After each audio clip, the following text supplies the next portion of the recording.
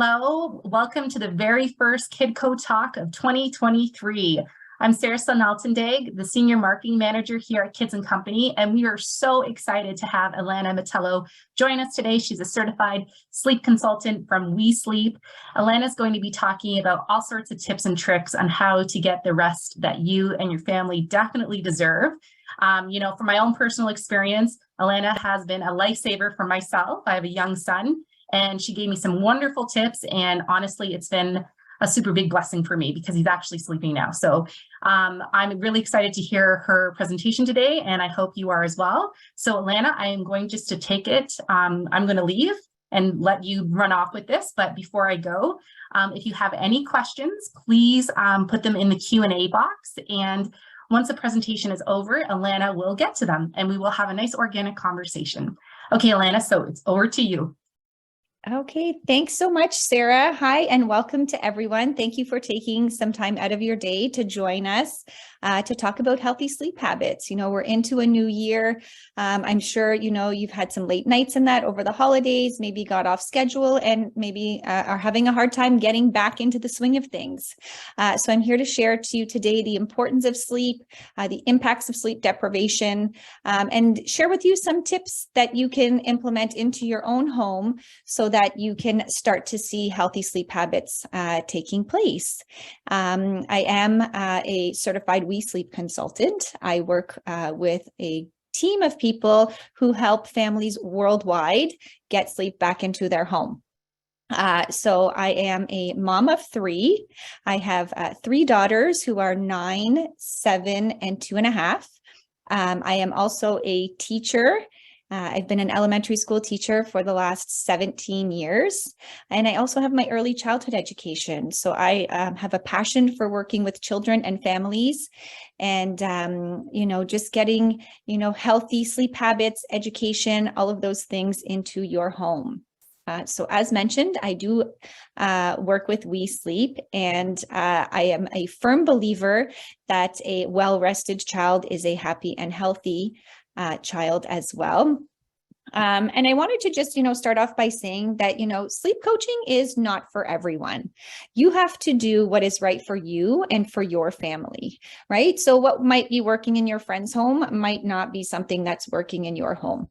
So, just be true to yourself and what you believe and, listen today to some of the tips and tricks, and hopefully you can implement those into your home. And if you have any questions, we will save those for the end for you. So sleep is very important. It's literally a vital necessity to our overall well-being.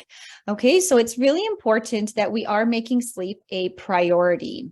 Okay, quite often we're always focused on, healthy eating or exercising, and we really just kind of put sleep on the back burner and accept the fact that we should just be sleep deprived if we have children. Okay, in the newborn stage of life, absolutely, that state of sleep deprivation is going to come naturally. The little ones are, just new to this world and trying to figure things out, and we're trying to figure them out as well. But once they get out of that newborn stage, we're absolutely able to get, sleep into a regular routine and make, healthy sleep habits happen. So we really want to get healthy sleep in place because our body is really working while we are sleeping to support our health system, okay, and to build our immune system. It's beneficial for our overall growth as well. Okay, we want to get our little ones sleeping between 10 and 12 hours of solid sleep each evening. Okay, and I know some of you might be thinking, yeah, right, that is never going to happen. I promise you it is possible.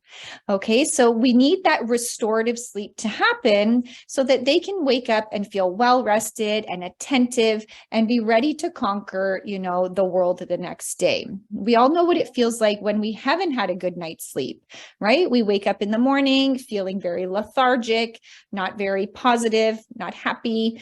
We're kind of maybe snappy and things like that. So, it's really important not only for our children to get this restorative sleep, but for us to get it as well. So if they're sleeping, you can be sleeping as well. The thing that we want to keep in mind is, we often hear from families, well, my child just doesn't sleep well, right? And we want to just, keep in mind that quite often our children are not sleeping well for a reason, okay? And that is often attributed to something referred to as sleep props, which I'll get a little bit more into a few slides later. But, when we do introduce sleep props, this would be holding to sleep, rocking to sleep, and things like that, those types of things can impact how our child falls asleep and stays asleep.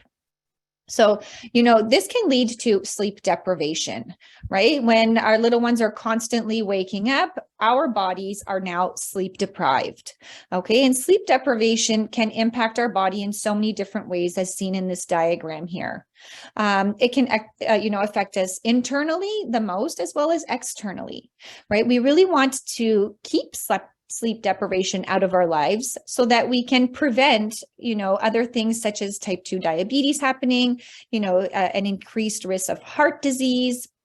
We want to help to, keep our blood pressure on the lower end instead of the higher end.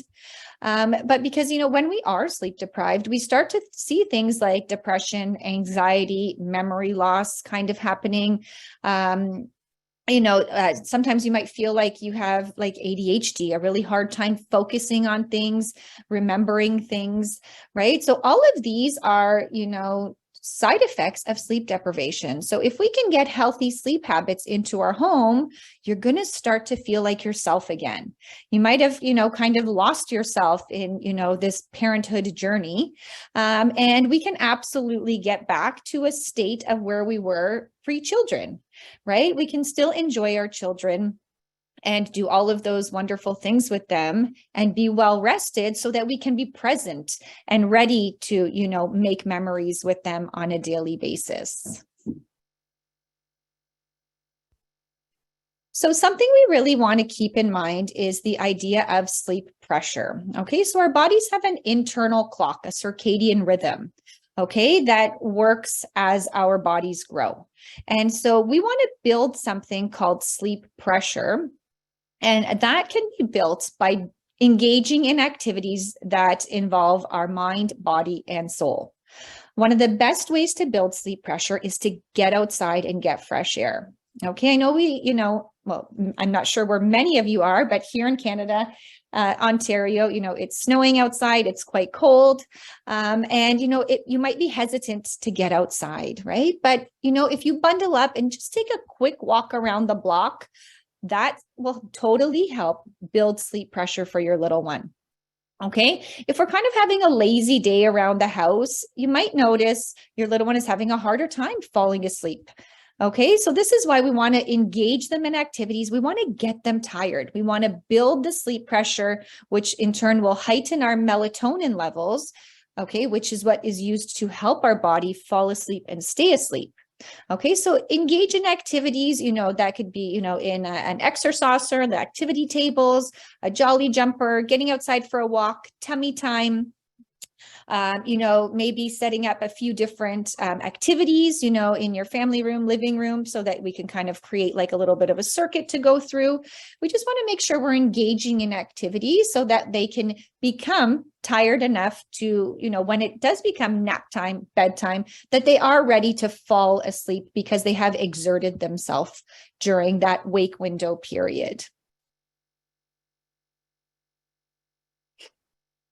So we often get asked, well, how much sleep do they need? And, how many naps should they be having? And, obviously this is very age dependent, right? In that newborn stage is when they get the most amount of sleep happening, right? We're looking at like 16 to 18 hours for an entire day. So that includes daytime sleep and nighttime sleep. And they're approximately on 4 to 5 naps per day. As we grow and get into that 3 to 6 month stage, we're dropping down on the naps now to about 3 naps a day. Okay, some 3-month-olds, are still taking 4 naps a day, which is great because we want to make sure that we're not keeping our little ones awake for too long. Quite often we get families who come to us and like, oh my gosh, we have a colicky baby. They just won't stop crying. I can't get them to sleep unless they're on me. Quite often it is because they are overtired, okay? And it is extremely challenging to get an overtired child, baby, to fall asleep and stay asleep. Okay, they're often running on kind of adrenaline, a second wind kind of thing, right? So we really want to make sure we're keeping an eye on an approximate wake window that is age appropriate. Okay. And so we want to make sure that they're not staying awake too long. Otherwise, they're going to fall into that overtired state, which will, give you challenges as well. So it's better to get them down a little bit earlier than to get them down later when you've kind of pushed them too far. Okay, and so for 6 to 12 months of age, we're looking at about 14 hours per day of sleep, and your little one would be on 2 hours, 2 naps per day. And then once your child reaches 1 year old, depending on if they are staying at home with you or going to a childcare center, once they've gone into childcare, they are quite often down to 1 nap. Okay, but if your little one is not in a childcare center and they're at home or with, another family member is caring for them, we really encourage them to stay on a 2 nap schedule till at least 15 to 16 months of age. And this just helps to prevent them from becoming overtired, overstimulated, and things like that. But there are plenty of, 1-year-old children who do transition beautifully into a 1 nap schedule. And then we just want to, look at opting for a little bit of an earlier bedtime for them so that we're not getting them overtired with that long stretch from that wake up time at daycare to bedtime.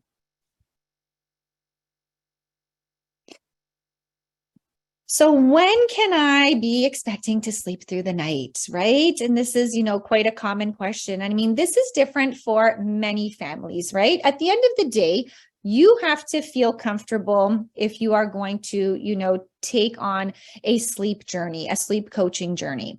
Okay, so we work with families as young as 12 weeks old. Okay, to get sleep, starting to get on track. And getting on track means, following, age appropriate wake windows, making sure they're getting enough daytime sleep so it doesn't impact nighttime sleep, and making sure that they are getting that restorative 10 to 12 hours of sleep each and every night. So this can start as early as about 3 months old, right? But I mean, we work with families who are from, just exiting, that newborn stage all the way up to 10 years of age, right? So don't feel like, oh my gosh, maybe I've missed the window, right? You have not missed the window. There's plenty of opportunity to still get healthy sleep into your home. You just have to, be prepared for changes, right? And change can be hard, right? And this is the most challenging piece of the puzzle, is implementing changes and staying consistent with them. So as long as you are ready to take that on, you will be able to have healthy sleep throughout the night as well as during the daytime. Screen time. Okay, so this is more for, our ones who are maybe over the age of 1, in that toddler school age kind of age group. Most of our children have had screen time at one point or another. This means, watching TV, using an iPad or some kind of Android device, whatever it may be, some type of screen. Okay. And screen time is great. I mean, it's great for breaks, for us to have a break. It's great for them. There are so many educational videos and shows out there. So, it's not that there's a bad, I think screen time gets a bad rap. Right. But there are, times when we want to cut off screen time. And that would be, approximately between 30 and 60 minutes before bedtime. I talk to a lot of families, and some of their children are falling asleep watching television, or falling asleep watching, something on mom or dad's phone while lying in bed together. So the problem with this is our body doesn't have time to wind down when we are staring at a screen. Okay, the light from the screen is suppressing our melatonin levels. We want to increase them, okay, and the light from the screen is actually lowering them. Okay, so our body can't wind down from this. So we really have to make sure we're putting a cap on the time frame of when we are, cutting off screen time before bedtime, right? And we want to make sure that, these growth hormones that are suppressed while we're sleeping can actually get going, right? So this is why, just be mindful of when you are using screens. and just try and keep them away from sleep periods so that we can avoid, the melatonin levels dropping and keeping them, in that tired state, as opposed to, up and alert and you're thinking, oh, well, they're not tired, right? Well, they just might look like they're not tired, but they actually are. So, watch for those, sleepy cues as well. Okay, so some of the most common challenges that we hear, my little one is always crying. They're waking up numerous times a night. They won't sleep unless they're, being held by me or my partner. Those short naps. I must get numerous, phone calls and messages. My little one is only taking 30-minute naps, or, waking every 30 minutes to an hour during the nighttime, right? There are reasons for this, and we'll talk about that as well. Or, maybe your child's just not napping. They're going all day long without a nap, right? And this can be really troublesome because you will notice it in their behavior. They will be very, a lot of crying, whining, inconsolable at times, right? So we want to make sure we are being mindful that they are getting the correct amount of sleep for their age. Or maybe you have a toddler who, is now in, a big girl bed or a big boy bed, and now they're coming out of their bed at nighttime and all of a sudden, appearing at your bedside, right? So all of these are very common challenges. We hear about them all the time, but we can work to eliminate all of these things from happening. So some of the things that I was referring to at the beginning are sleep props, okay? And we have all used at least one or more of these in our households, right? We are always, as parents, doing whatever it takes to get our little ones to fall asleep, okay? There is no right, there is no wrong. It's every household does what is right for them. Right. And so, like I was saying, what works for you in your household might not be the same as your best friend's household or your sisters or your brothers, right? You have to think what is working for you and your family. Quite often, families are totally okay with co-sleeping or totally okay with, having their child, fall asleep on them each and every night. But there are many families who go through a stage where those strategies have been working for them, but then they hit a point where they can just no longer sustain this type of lifestyle. Maybe there's another child who has come into the family, right? Maybe you're back to work and living a little bit of a different lifestyle, and you really need to be well rested yourself so that you can function the next day at work, right? So sleep props can become problematic when they are preventing you from your little one from falling asleep and staying asleep.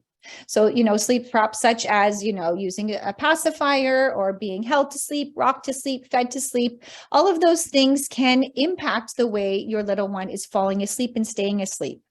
Whatever prop was used to get them to sleep the first time is the same prop that's going to be needed every time they wake up out of a sleep cycle. And this is why you're getting these multiple wakings happening.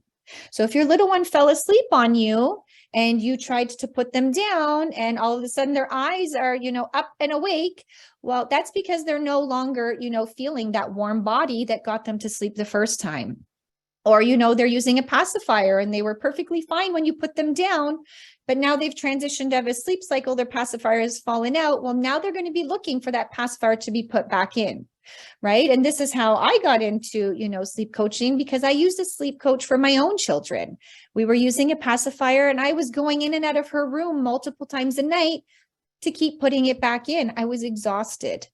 And this is where I, decided to reach out to someone so that we could get some help to get me sleeping again and get our little one sleeping again.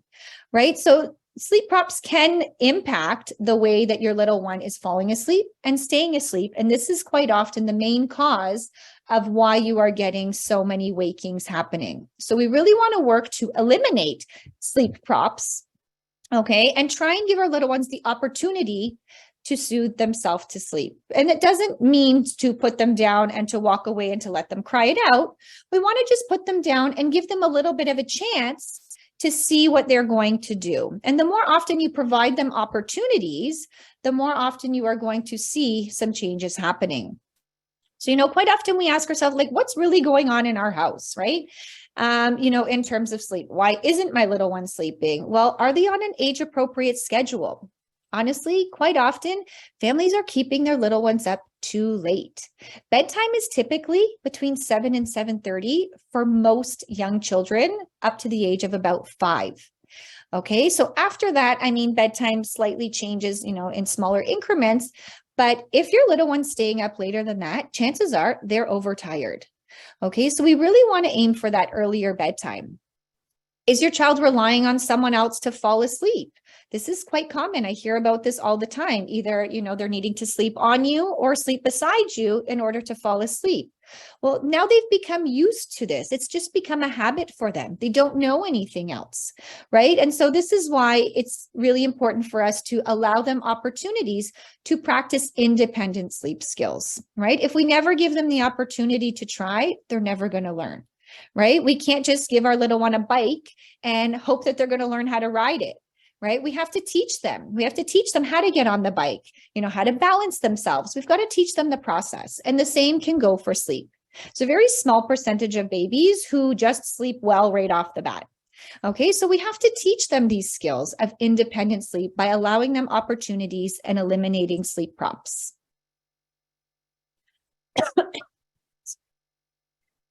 So one of the things we really want to make sure we have in our home is a quiet and peaceful sleep environment. Okay, quite often, families will have, their little ones sleeping in a bassinet for this nap, and then in their bed for another nap, and in the car for another nap. And it sends a lot of mixed messages, and then your little one doesn't understand where they're supposed to sleep and when. So we really want to look for a consistent sleep space. Ideally, this would be their own sleep space. Okay, so if you have to room share, which is completely fine, we really encourage them to have their own sleep space in your room. So their own crib, their own bassinet, or their own bed, so that they have their own sleep space. If they're in their own room, great, that works too. Okay, we want a sleep space now that is quiet, calm, free from, multiple distractions. I mean, I know mobiles are cute and things like that, but they are a distraction for sleep, right? So we want to eliminate anything that might be a distraction for sleep. The main thing is to have a dark sleep space. Invest in blackout blinds, blackout curtains. If you can't, black garbage bags are an amazing option, super cost effective. They don't look as pretty, okay? But, taping up some black garbage bags on the window will absolutely help you achieve the goal of a dark sleep space. Okay, it's especially more so in the summer months when the sun is out longer and just seems so much brighter. Okay, so you want no peaks of light shining in, because those peaks of light can actually wake your child when they're coming out of a sleep cycle, or wake them when they're in a light stage of sleep. Between like 4 and 6 in the morning, we're in a really light stage of sleep. So if there's light peeking in, it's probably going to wake us up.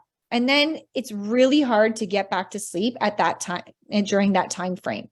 So we want to make sure our room is as dark as possible so we don't get, interrupted by peaks of light. Using a sound machine is great, even if you have a quiet household. Maybe there's cars rushing by your window, okay? Or, you want to do the dishes and you want to do things around the house while your little one's sleeping and not feeling like you have to walk on eggshells while they're sleeping, right? Use a sound machine. We want to make sure it's on consistently, so no timers or anything like that. And we want to use things like white noise or rain. Okay, so both of those are steady sounds. Okay, they don't change in intonation like sounds of the rainforest or waves, things like that. Those are all beautiful sounds, but sometimes the rising and falling of intonation can actually wake our children. Okay, so we want to make sure it's at a really steady, consistent I can't think of the right word, sound, so that it's not waking them instead of keeping them, asleep. Depending on the age of your child, using a swaddle. If they are, under in that newborn stage, a swaddle is a great resource to have.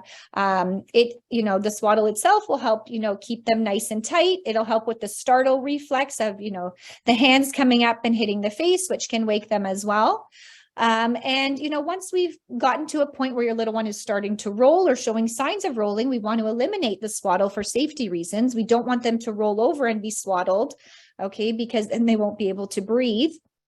Okay, so that's when we'd want to transition to a sleep sack. And a sleep sack is a great sleep association, okay, to signal that sleep is coming, as well as it can keep them warm as, for safety reasons, under the age of 1, we do not implement any types of blankets or sheets or anything like that to keep our little ones warm in that space.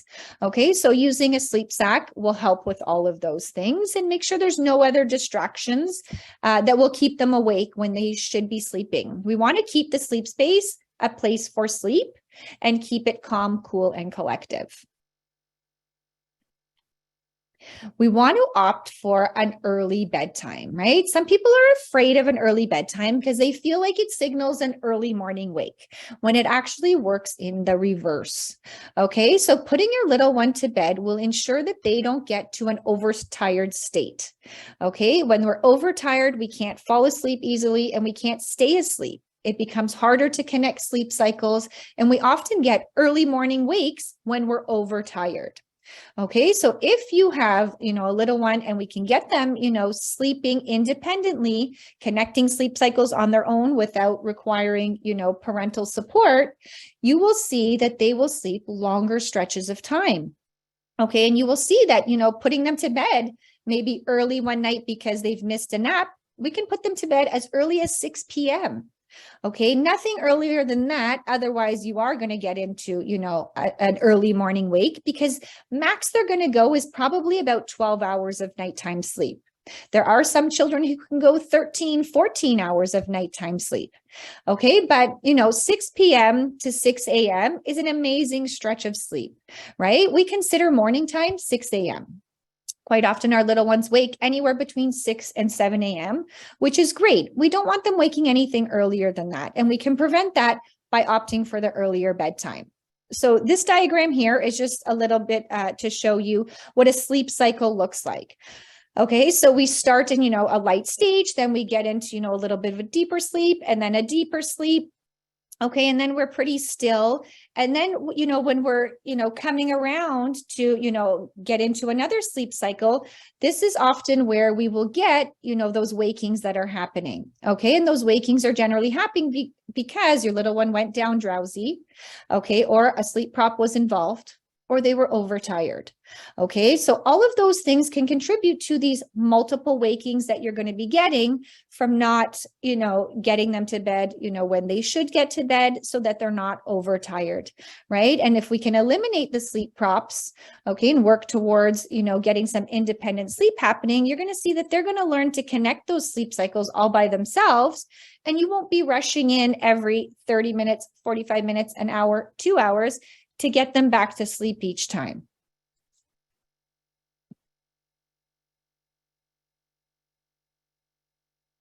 Okay, we want to set up a predictable bedtime routine that happens every single night at approximately the same time. Okay, consistency is key to making the magic happen. Okay, so if we can create these predictable environments for our little ones, even from a very young age, we are going to see that they're going to learn what's going to happen next.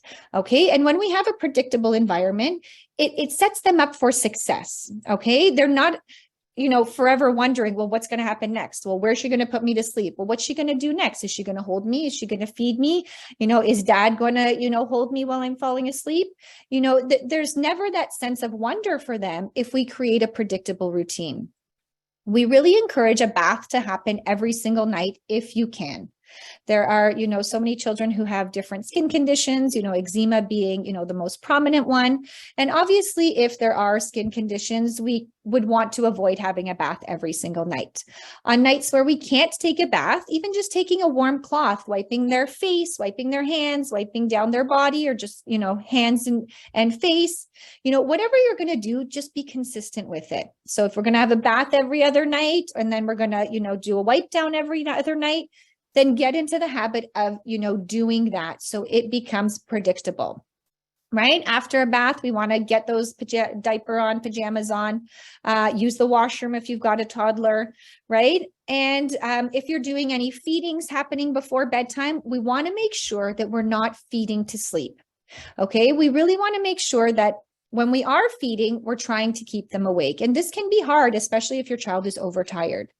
Okay, so just making sure you're doing things to keep them alert, tickling their feet, changing sides, moving around a little bit. If you did notice they did get drowsy during that part of your bedtime routine, the feeding part, get up and do some type of action in that after the feed. Do a little head, shoulders, knees, and toes. If they're old enough, they can do it themselves. If they're, younger, use your hands to move their hands and that around so we can get them to be alert. It's really important that we put our little ones down, alert and awake. And this is so that they are always aware of their surroundings. Imagine you fell asleep on the couch and, your partner picked you up and brought you to your bed and you woke up and all of a sudden you were in your bed. You'd be a little bit startled. You'd wonder how you got there. When did you get here? I don't remember falling asleep here. So the same thing happens for our children. If they've fallen asleep on top of us and now they wake up in their bed, well, they're going to be a little bit startled by that. They're going to wonder the same things. How did I get here? Where's that warm body that was holding me the first time? And then you're just going to be back in repeating the same process as you were to get them to sleep the first time. So always make sure we're putting them down alert and awake so they're aware of their surroundings. This way, when they do wake up out of sleep cycles, they're still feeling like they're in a safe and secure environment. They know where they are. This is the same place they were, and then they will learn to work to get themselves back to sleep so that they don't require your support to do so. And again, we want to make sure, we are turning on the sound machine and we are turning off the lights when we are exiting the room.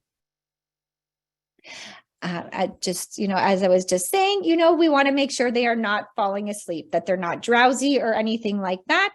If you do have toddlers, okay, and, they are obviously more aware of what's going on. Toddlers are natural born boundary pushers, okay? They will have every excuse in the book for you on why they shouldn't be going to bed or why they don't want to go to bed, okay? So it's really important with toddlers to really have a consistent and predictable routine so they know what's happening and that they can be a part of the process. Okay, so we want to make sure that you're saying goodnight to everyone and everything. Some children like to say goodnight to their toys and, want to make sure that they've said goodnight to their siblings or to mom or to dad, whoever it may be. Do all of the things that make them feel safe and secure before you're getting into bed, right? Don't save these things as we're like tucking them into bed and trying to walk away. Otherwise, you're going to get them, resisting and, bringing out all of the objections that they might have, right? They're looking for another drink or now I'm hungry and, all of those things. Get those things out of the way before the bedtime routine is happening, so that they are not, coming at you with excuse after excuse. With toddlers, you really have to be firm. Okay, you've got to set expectations. You need to be firm, and you want to create a process that empowers them. We want to give them choice. Okay, when it comes to choosing pajamas for bed, let them choose. Either open the drawer, let them choose, or, take out 2 pairs and let them choose from that. Let them choose the stories that they want to read before bedtime, right? Those small little choices makes them feel empowered, and it makes them feel responsible and independent, and like their voice matters too, right? So we want to, keep them engaged in the process, so it makes it a little bit easier as the bedtime routine's going on. We don't want to forget about the parents, right? It's crucial to keep parents sleeping well, right? A more well-rested parent, okay, is, happier, more positive, more focused. Okay, you can be more present, when you're engaging in things with your children, instead of thinking, oh my gosh, like when is it nap time? Or, oh my gosh, is it almost bedtime? Or, dreading bedtime or nap time because it's always, a struggle. Okay, but I can promise you, if your little one's sleeping well, then you can be sleeping well too. Right? And we will really want everyone in your household to be sleeping well. Okay? Because honestly, sleep is what allows us to feel like ourselves, right? Taking care of yourself is really important so you can be the best version of yourself for your children. So as I mentioned at the beginning, I am part of We Sleep. We do work with families across the globe to get healthy sleep habits back into your home. We teach your baby or your child, all the way up to school age, 10 years old, how to sleep independently. Our methods are not cry it out. We do have methods that are very positive, guided, supportive, that do involve the parents in the process of teaching your little ones these healthy sleep habits. Okay, your input is very important to us as we build a sleep plan for your family. Okay, so this is why we collect data from you in order to build these personalized sleep plans. I mean, who knows your child best other than you, right? So we take your knowledge plus our knowledge here at We Sleep, and we combine them to make an amazing sleep plan that is customized to your family. We'll have an 1.5 hour long consultation together where we'll talk about what sleep is currently looking like in your home. And then we'll share how we can make changes to, what's been happening in your home to make things work for your family. Okay, so, there is plenty of education that is done, throughout this process so that you really learn to feel comfortable and confident implementing these new strategies into your home so that healthy sleep can happen for your children. Your little one will be sleeping 10 to 12 hours each night. Okay, we do guarantee this for our little ones who are still in the crib. We guarantee this within a 10-day period, your little one will be sleeping 10 to 12 hours each and every night. The success stories we have are endless. I mean, you could go on our website and, read all of the client love that is there. But, I would love nothing more than to get healthy sleep habits into your home. Which is why, we do so many things to help make this process possible. We offer free 15-minute consultations where we just learn about your sleep troubles. Perhaps I can put the link in the chat on how to do that, right? You can just click on the link that I provide, and it's just a free consultation. There is absolutely no obligation. But so we can chat about what your sleep troubles are, and I can let you know how I can help to get sleep back into your home. So that's, how the process would begin. Because, we are here with Kids and Company, we have an amazing promotional offer for today. It's just on the next slide, where we are offering our Kids and Co families here today at 15% off of our packages. So we have a Rescue Me package, which is our most common package for our sleepy families. And that's for children who are 2.5 and under who are still in the crib. And then we have our toddler time package is for our little ones who are out of the crib. So you can save 15% off either one of those packages. We offer our consultation services both in-home and virtually. So we can help you, wherever you are. And, in talking with my husband about, coming to speak to all of you today, we thought it would be a great idea to offer you a little bit of something extra to kick off your new year with sleep. And that would be to offer the first 10 people who register before January 31st for one of the sleep packages with myself. So with Alana Metallo. I will, my husband and I will graciously offer you a $75 gift card that you can, let me know. We can talk about it, whether you'd like a massage, put towards a massage, a manicure, pedicure, maybe a clothing store of your choice. We want to give back to parents as well. As parents, we do so much, right? You're here today because you care. Right? You're here today because maybe you're looking to make some changes, in your life to get sleep on track so that, we can see, different behaviors in our home, right? And we can start to see everyone lead a happier and healthy lifestyle. So my husband and I, as we have, gone through this journey before with our 2 oldest daughters, hiring a sleep consultant to help us get sleep back into our home. We've seen the changes it's made in our lives. I mean, here I am today, being a teacher and a consultant, to share, the gift of sleep is truly amazing. So I'm happy to share this with you. Here's my contact information. I mean, you can follow me on Instagram at WeSleep_Alana. You can send me an email, and the We Sleep website is where you can find more information about the sleep packages there. And if you are looking to book a package with me, just under the consultants, you'll be able to see my name. And booking with me will allow you to have this extra bonus offer. So I would love to open up to see if there are any questions that you might have, and I would be happy to answer any of those for you. Amazing. So, Alana, we have 21 questions, believe it or not. Oh my So we goodness. will try our best to get through everyone today.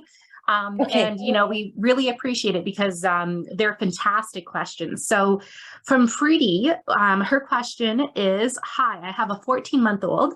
Funny enough, this is my third child, and while I completely understand sleep training with my other kids, the rules have changed with her.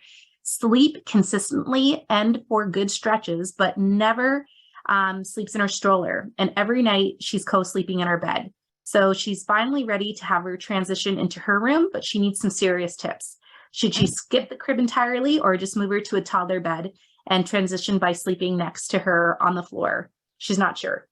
I would absolutely keep her in the crib. I transitioned to a crib. We really encourage little ones to stay in the crib till they're at least 3 years of age. We quite often hop a little bit too soon to get our little ones into a big boy bed, big girl bed. Often because either another baby's coming or, maybe they've shown signs of readiness, or maybe they're hopping out of the crib, becoming crib climbers, which is a safety issue, right? But if you know that you're not in a rush for anything and a crib, can still happen, we really encourage that to happen. So I would transition her to the crib. And, I would, make sure that you are following a really consistent bedtime routine so it becomes familiar to her. You want to introduce her to that crib. So spend time in the room, where this crib is going to be, put her in the crib, while you're maybe putting some laundry away or doing something. You can even, put some toys in the crib for, a little bit of play so that she, becomes familiar with that space. And then I would absolutely work to transition her, to sleep in that space. You can start with a nap and then head into bedtime and then, go from there. But I would stick to a crib at this age. They're still too young. I find in terms of comprehension to know to stay in their bed. And, quite often this can lead to them, kind of roaming around the house, which is also a safety concern, right? So it's really beneficial if you can stay in the crib. I would encourage it at this point. Okay, so you talked a lot about sleep props, Alana. So this one person is asking, Ravel is asking, they give their child milk to get back to sleep. They're just not sure if this is the right thing to do. So it would, depending on age, right? If we're in the newborn stage, it's totally, okay to do. If there's a doctor recommendation, to continue night feeds in that, then we would absolutely want to follow those recommendations. But if your little one is over, let's say 4 months, and, there are no health concerns or anything like that, quite often night feeds just become habitual. Right. And so the older we become, the more, we have been used to these night feeds. So we will continuously wake up at the same time looking for them. So I would, if you are looking for that restorative sleep to get back into your life, I would look at, cutting that out cold turkey. Fantastic. Now, another one comes from Grant. So he's saying that he 12 to 15 hours a day for a 1 to 3-year-old. What does this truly mean, engaged in the sleep cycle, or would resting really count? Because his 2.5-year-old only sleeps for 10 hours a day max for the last year. So, what does the resting count? So, yes. So 2.5, there are some children who drop their naps early, right? And so, this is okay. But when they are dropping naps early, this is when we opt for an earlier bedtime. So, even 6:30, between 6:30 and 7, getting them down for bed earlier will help, them not be in that overtired state, which can extend the amount of time that they're sleeping. So if there's no nap happening, I would opt for an earlier bedtimes. And, the more consistently you are doing that, the chances are you're going to see sleep start to lengthen as well. And as long as you are, making sure they are going down independently, awake, and making sure the room is nice and dark so that there's no peaks of light happening. But 10 to 12 hours of nighttime sleep is what we are looking for to, have that restorative sleep taking place. So, there are some children who are, completely fine with, having that 10 hours at nighttime. But if it's only 10 hours at nighttime, I would look at, if they can get a nap happening during the day. But if you can't, I would move bedtime, to an earlier time so we can kind of make up that lost time. Now, Leanne asks, her child wakes up 1 or 2 times a night for milk. She's 19 months old, but will fall back asleep quickly. So I think it's more of a statement. It's like, should this be happening still? At this point, I would say no. There's really no need at 19 months to offer night feeds, again, unless there's some type of doctor recommendation. At this point, it's definitely habitual. I mean, definitely would be on solids at this point, right? So we really just want to make sure we're getting all of our, caloric intake happening during the daytime, so offering, snacks, those 3 meals a day, maybe get a snack in even before bedtime. And if, milk is still in the picture, make sure we're offering it throughout the day and not throughout the night. So you'd want to look to, cut out those nighttime feeds and shift everything to happen, during the daytime. And initially she will still wake at those, habitual times for this feed, but you just want to offer some type of support without introducing a new sleep prop to, get her back to sleep.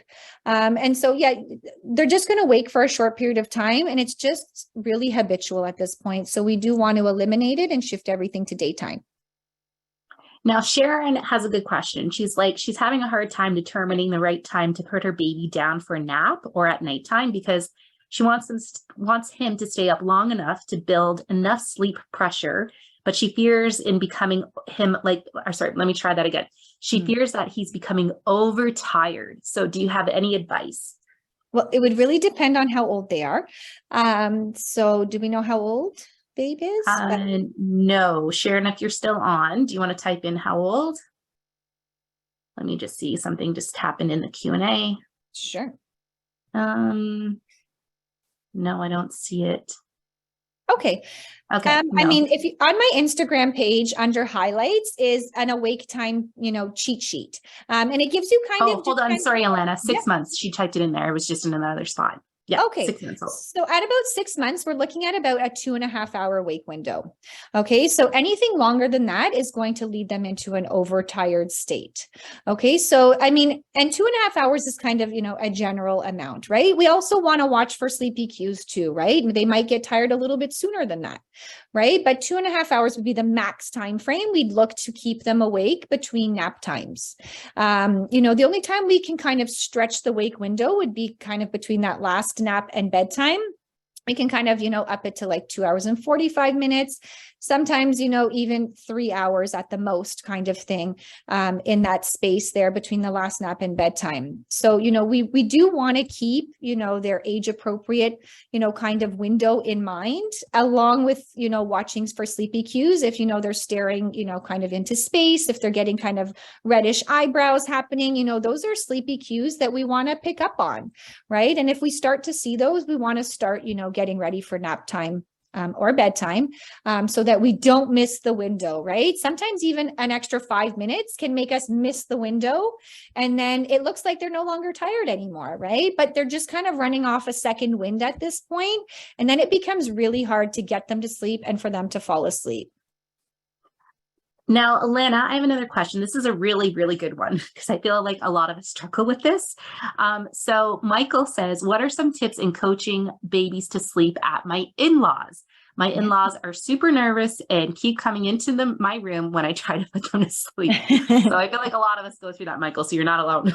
Oh, I still go through this. And I mean, and my kids sleep, fairly well, but we want to just make sure that we educate them as well, right? So we want to make sure that we teach them, kind of the strategies that are working for you in your house. Because mainly with them, they're running on like a different time frame than we are, kind of thing. They quite often don't like to hear, any types of crying, right? Sometimes even like a second of crying is too much for them, right? And I mean, levels of crying can differ for everyone. But, we really want to educate them on what you're doing and why you're doing it, right? And so, the more we can teach them, the more they're going to be on board, right? And when we are, in, a different sleep environment, we want to recreate the same environment that we have at home. Right? So get them their own sleep space, bring the sound machine with you, bring your, a baby monitor so that, you can watch what's happening, and you can respond, when needed. But, the key is with grandparents is to, really remind them the importance of, following what your expectations are, which can be a challenge because we struggle with this as well. Even being a sleep consultant, and how many times I've tried to explain, right? My mother-in-law would be like, if she starts crying, that's it, I'm going to get her. Right. So, it's just really, you have to be patient with them, and recreate the sleep space. So we're creating a predictable environment for your little ones so they know what's going to happen and when, and just educating them and just, remind them that, this is what's working for you and that you would really love if they would, follow along so that we can keep things consistent and don't cause, things to become confusing for the little one.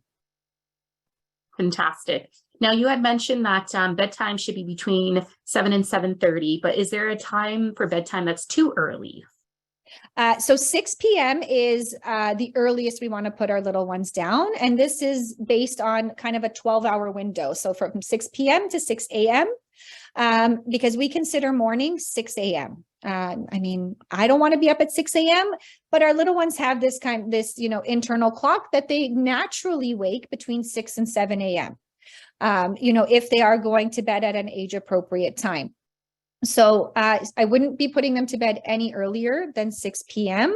We do an early bedtime when we've had like a really poor nap day, or maybe we've had just a really busy day and you're sensing, that they're getting tired, right? So opt for the earlier bedtime so that we don't miss the window of getting them to sleep so that they can fall asleep well and stay asleep.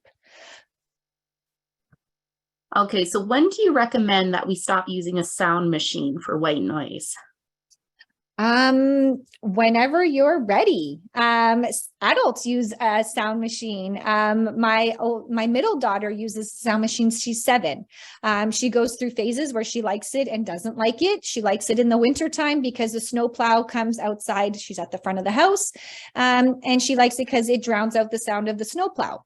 So, it's really, dependent on your situation, how old, your child is, the environment around you, and things like that. It really could vary. I'm sorry. Now, Julia has a 7-year-old at home. And so she's wondering how many hours, what's the best time for bedtime? And also how many hours of sleep should the 7-year-old get? So you often want to work backwards from what time they have to be up in the morning, but they should be getting anywhere, between 10 and 11 hours of sleep per night. So, you got to kind of work backwards. If they've got to be up at 7, then, maybe by 8 o'clock, they should be in bed. So Carolina says, my child sleeps wonderfully at night, but struggles a lot for naps, even though her room has blackout curtains and she has the same environment at night, including a sound machine. So she's just wondering maybe how to, improve these naps. Yes. So naps are a really tricky thing. We always see nighttime sleep solidify before we see daytime sleep. Daytime sleep is just harder in general. There's a lot of light happening. It depends on the kind of activities that we are engaged in. There's a whole bunch of little pieces to the puzzle, but you just really want to make sure that you are, watching for sleepy cues. You are kind of vaguely paying attention to what those wake windows are, for that age, making sure that they aren't going down drowsy. Drowsiness will lead to a short nap as well. Right. And making sure that, there are no sleep props in place, rocking to sleep, holding to sleep, feeding to sleep. But the biggest one for nap times is they often go down drowsy. And this is why we get those short nap times, happening. So, kind of make sure that those things are happening. Get outside, get some fresh air, engage in, activities that, move the whole body. So that we can make sure we are building that sleep pressure so that she really is, tired when it comes time for sleep time. Haley's asking, how do you shift bedtime earlier for a 4-month-old? Well, so at 4 months, they're typically going to bed around between 8:30. Some of them are still on, a 4-nap schedule. So it really depends. Usually around that between that 5 and 6 month mark, we get to an earlier bedtime because they drop one of the naps. They drop that, fourth nap, leading us to, that third, having 3 naps, which then in turn bumps bedtime sooner. So it will depend on, what time they're waking up, how many naps they're having, throughout the day. But at this stage, a 4-month-old typically is going to bed at about 8:30. If we're following, a wake window of about an hour and a half, an hour and 45 minutes. And, we hope for them to have naps that are anywhere between an hour and a half each time, is the goal. A really great nap is an hour and a half, but a good nap is an hour long, right? So that's really where we kind of, push to have, at least an hour and an hour and a half of a nap. And then, about an hour and a half, hour and 45 minutes of a wake window, kind of going throughout your day to get you, close to bedtime. If you're on the fence, if you should squish another nap in or head to bed for the night, always head to bed for the night instead of squishing in another nap. Alana, this is really great advice. So we have probably about like 10 more questions to go. So you're doing great. I'm trying to boom, boom, boom. But this is a really good question too. So this person is asking, how do you deal with the soother or pacifier for weaning sleep? They have a 18-month-old who self-soothes during naps and at nighttime sleeps using soother. So how do we deal with the sleep disturbances when we wean off the soother is one question. And then if the pacifier is used only in the ways to know how to self-soothe himself back to sleep independently, how do they teach him how to self-soothe differently? So how do you teach them to self-soothe differently, and how to deal with sleep disturbances when we wean off the soother? Okay, so honestly, the best way to go about weaning off a soother is actually just to go cold turkey. Just eliminate it, make the decision that, tomorrow's the day I'm getting rid of all of them, right? And you have to make sure you get rid of all of them, right? You will find those things everywhere, right? Behind the toy shelf, in a basket, right? So really making sure we are, when we have made the decision to, eliminate, that we are getting rid of all of them. Because we want it to be an out of sight, out of mind type of thing, right? There's nothing worse than your little one playing and then out, comes another one and they pop it back in, right? So cold turkey is the best way. And, it's honestly, it might be a struggle for a day, maybe 2. It's really harder on parents than it is for them. We use it as a resource, right? But, you can absolutely, take it away at the same time. It's great for those newborn months and that, but after that, it does become, kind of a permanent sleep prop for them, and they do rely on it to self-soothe. So, great in the beginning stages of life. But afterwards, I would look to eliminate it so you don't become that mom like I was, forever running back in to put it in. So cold turkey is my suggestion. And the other question was how to teach them how to self-soothe. Well, we have to give them the opportunity, right? Quite often we are always, just rushing into their every peep, every sound, every, cry, whatever it may be. So if we never allow them the opportunity to be alone in their own space, to see what happens, we're never going to know what's going to happen next, right? So allow them the opportunity to self-soothe. Give them a few minutes. Maybe you want to wait 3 minutes the first time you try it out, and you want to, continue to wait 3 minutes for a day or so. Then up it to 5 minutes. Give them 5 minutes, to see what's going to happen before you, offer some kind of support to them. So my biggest thing is we have to give them time to practice a skill in order for the skill to become implemented and stay. Great. So now from Peggy, we have a question saying, my 2.5-year-old is potty trained and using the potty has become what seems like a stalling tactic. Oh, yeah. So she asks to go potty 5 times right before bed, and even if she just peed. Do I keep letting her go on to the potty? Maybe she's experiencing anxiety around peeing in bed, or so should she stop her from going after all? She's not exactly sure what to do here. So what we want to do is, number one, we want to eliminate liquids before bedtime. This will help with that, this constant urge to maybe go to the bathroom before bed, right? So cut liquids off at, like, we have dinner, that's where the bulk of, liquids can happen. Maybe, a little bit after, maybe if they're having a snack or something. But if you eliminate liquids, before, that's going to, help there as well. But toddlers, as I was saying before, they are boundary pushers. They will have 100 excuses for you on why they can't get into bed. And obviously newly potty trained toddlers, they use this to their advantage all the time. I've seen it more recently in my own home. My daughter was doing the same thing. She would go to the bathroom, we'd come in, she'd get into bed, and then she'd tell me she have to pee. Well, now I'm getting worried because I'm thinking, oh my gosh, she really does need to pee. But when I started to notice her, I would take her back to the bathroom, nothing was happening. And I was noticing this happening day after day after day. I realized, she's fooling me here. Okay. And so, yes, we absolutely want to give them the opportunity to go to the washroom, right? But, we also don't want to, suppress to their every demand at the same time, right? So, allow the opportunity to go to the washroom. If they're, wearing only underwear, during the night, can be a little bit more apprehensive on your part because you feel like they're going to wet the bed kind of thing. So, allow it, maybe once, twice, but after that, it's like, no, I'm sorry, we're done. It's bedtime. And, you can go to use the washroom in the morning when you wake up, but you got to, set the expectation, put it out there, allow for the opportunity, but then you have to cut it off as well.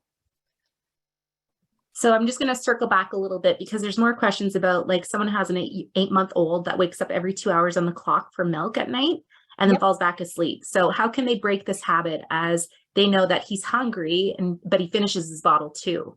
So it's a little tricky. So it's tricky because, well, it can be tricky on their end for sure, because your little one is now expecting, all of these calories to take place during the nighttime. So that will impact how they're feeding during the daytime, right? So if you just make sure that you are offering full feeds throughout the day, they're typically on solids by this point. So between solids and, offering full feeds throughout the day, whether it's, breastfed, bottle fed, doesn't matter. You want to, shift away from getting those calories at nighttime and move them towards the daytime, right? So doing that will, alleviate that thought of, oh my God, they're hungry, right? So as long as everything's happening during the day, they don't need to wake up in the night to be fed. Especially at this point, we definitely look to eliminate night feeds, more specifically, at least after 6 months. Again, unless there's some kind of doctor recommendation, but I would move your feeds during the day. And I mean, you're going to get those habitual wakes for those feeds because it's been happening for so long. So, instead of feeding at those times, you just want to offer, some kind of support instead of offering a feed. Great. So we're going to start to wrap up in about 3 or 4 minutes. We do have quite a number of other questions and stuff that are on here. So, we'll do our best. And, Lana, if you're open to answering some more of these questions, maybe perhaps later on, you'll be able to do that as well too. But let's just try to go up with a couple more. So for Lindsay, she says, hi, thank you for your presentation. My almost 3-year-old will not sleep in her bed. She's been sleeping in front of her door for almost a year. We've tried everything like leading her back to bed, leaving the door open. She just closes it and lays down talking to herself. So do you have any tips? Oh, well, that breaks my heart a little. But I mean, we want to make her, excited about her room. Was she involved in, picking out, maybe the sheets for her bed or, some kind of lovey that she can have in the bed with her, a special blanket, some kind of special stuffy, something, to offer some kind of comfort to her. Does she say why? Does the little one say why she doesn't like to sleep in her bed? Is she afraid of the dark? If it's, afraid of the dark, you can absolutely, provide a nightlight. When we use a nightlight, we want them to be very simple. So nothing with like flashing stars going on the ceiling or anything like that. Just a super simple dollar store, light. Some of them you can get that even have a dimmer on the side. but, offering a nightlight to, alleviate that. And really, just I would try, at this age, there is, pretty good comprehension. Try to find out why, she doesn't want to sleep in her bed, and work towards, helping her feel safe and secure, in that environment, so that she's not, sleeping on the floor all night long. I mean, I'm happy to hear that she's in her own room. That's a good start. But yeah, try and get to the root of the reason why. And then, offer things that can help her feel safe and secure in her own environment. So another great question is that, usually at Kids and Company, we have little blankets that the kids sleep with on their cots. So one of our attendees has asked, why are we, sleeping with a sleep sack at home for naps and nighttime sleep? Yes, so it depends on the age of your child. So, if when they are under the age of 1, we do, for safety reasons, only use a sleep sack when they are sleeping independently in a crib.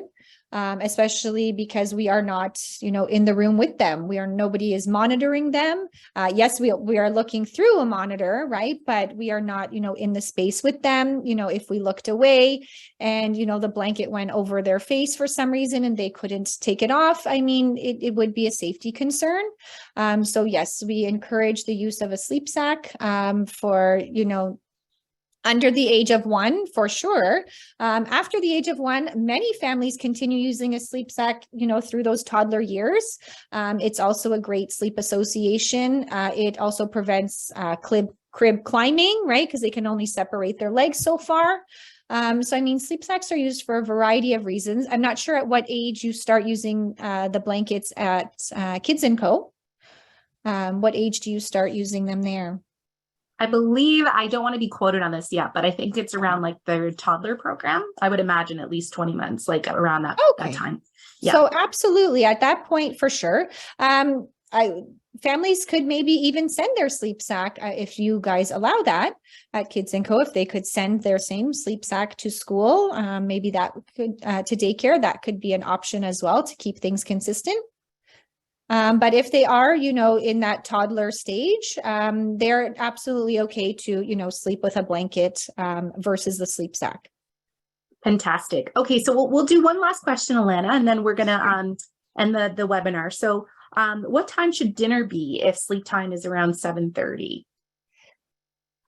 I mean, listen, dinner time can range all over the place depending on your family, your activities, if you have other siblings and that.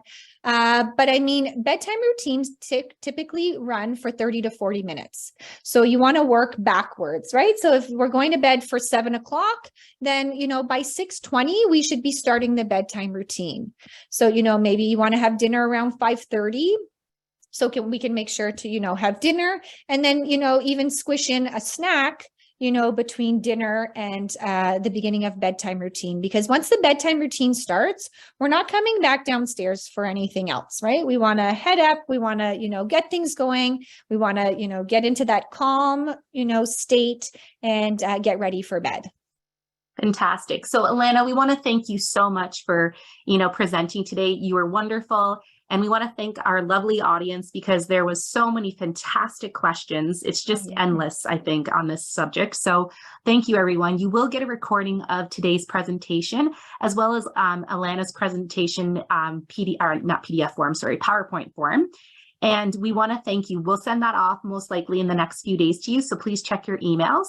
And please understand too that we have 2 more upcoming webinars, one on February 2nd for our kindergarten information session, and another one on February 28th for Brain Power, which is a university prep course for grades 7 and up.